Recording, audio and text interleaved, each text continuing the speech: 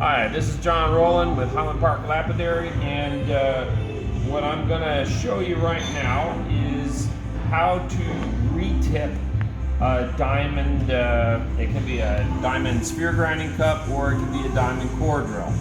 The method I'm going to show is with a hand torch. That's what most people have accessible. We do have an inductive welder, but for the purposes of this, I'm gonna focus on doing it with a hand torch. So I got some raw segments here. I'm gonna retip. This is a sphere grinding cup. I'm gonna retip that.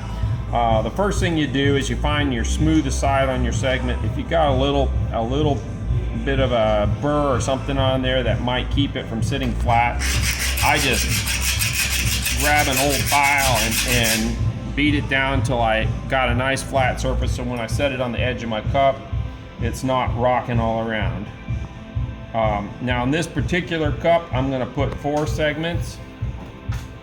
So you can use the wire type solder if you're only doing it, you know, a bit or two every now and then. This is nice. This is Safety Seal 56. We sell it, or you can buy it off the internet. It's nice for hand work sometimes, but if you do a lot, we buy the silver solder in a roll, and then you can just cut off little segmented pieces. So I'm going to cut 4 of these for this bit, and they don't have to be perfect. You know, with silver solder, you don't want to waste it, but on the other hand, you want to have enough so your bit actually stays together. But the nice thing is, once you learn how to do this, if you put a rough preform in and you beat the heck out of your cup and you knock a segment off, then you don't have to worry. You can easily fix it yourself. So I'm going to start my torch here.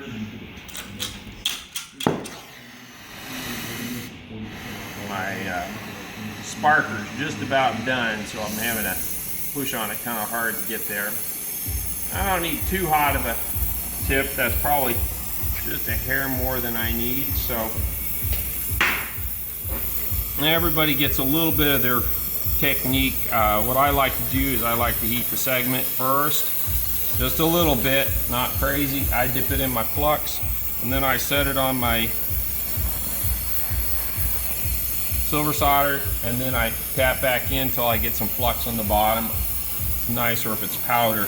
Now I'm going to come in and I'm going to heat the bottom, and I make this look easy because I've been doing it a while. There's guys that are probably better than me at it, but when the first time you do it, you're going to melt a segment. You're going to have some challenges, but the main thing is how you consistently heat both the segment and the torch. I mean the cup body, or the bit body. So if you put too much heat on the bit body, all the solder is going to go to it. Too much heat on the segment, you'll start melting it. So I'm going to set it here. I like to kind of get it set where it's basically centered on the edge, you know, so the segment is in the middle of the edge of the rim of it. And I'm just going to kind of keep my torch moving until I see my silver solder start to melt and see my segment start to get some color to it. Now these are fairly thick segments for the sphere grinding, so you'll see that they are taking a bit more heat, but I'm pretty much there. You gotta hold still and let it set up. Now these cups I'm gonna put 4 segments on and burn off some of that extra flux on the inside. And I'm gonna go for my second one. It's no different if you're tipping a bit. A bit is a lot more picky about segment placement, because you can't have your segment sitting all on the outside or all on the inside. A sphere cup doesn't really matter as much. You want to have them sitting even, so when you start grinding, one segment isn't digging way into the ball. But on a core bit, if you have all the segments set to the outside edge, then the bit will drag on either the inside or the outside, depending on where you have put it.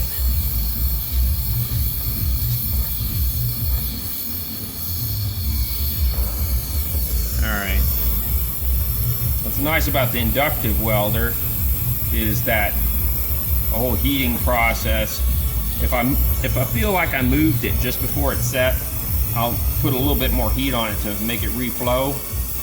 But you can't just put the torch on it, or the torch will blow the segment right down into the middle of it. So I set the two opposite ones, and then I turn 90 to that, and I'm going to set these other two, and then we'll have a little hint here: don't grab the segment after you heat it. You only make that mistake once. So I'll do this next one here, and we're almost done with this one cup.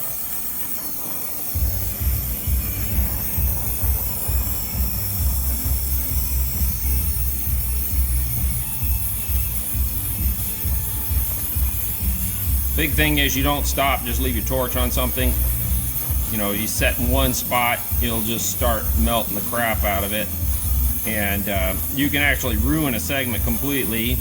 I mean, they're not super expensive, but you don't want to waste it, and So the torch technique is what takes the longest time to kind of get down.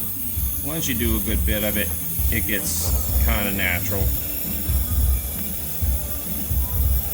You were starting to say something about the inductive welding.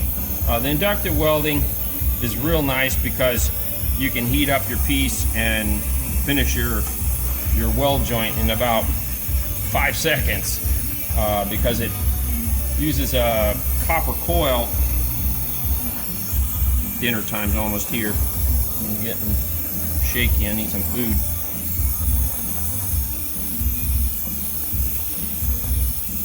Alright, so this will finish this guy.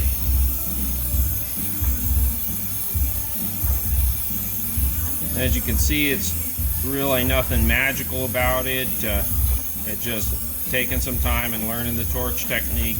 The flux is real important. You can get the white flux at most welding shops, and again, we sell it also. So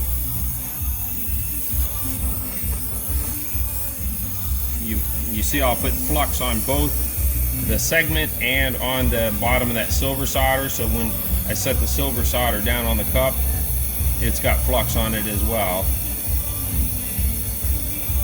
And there it is. I got a retipped cup.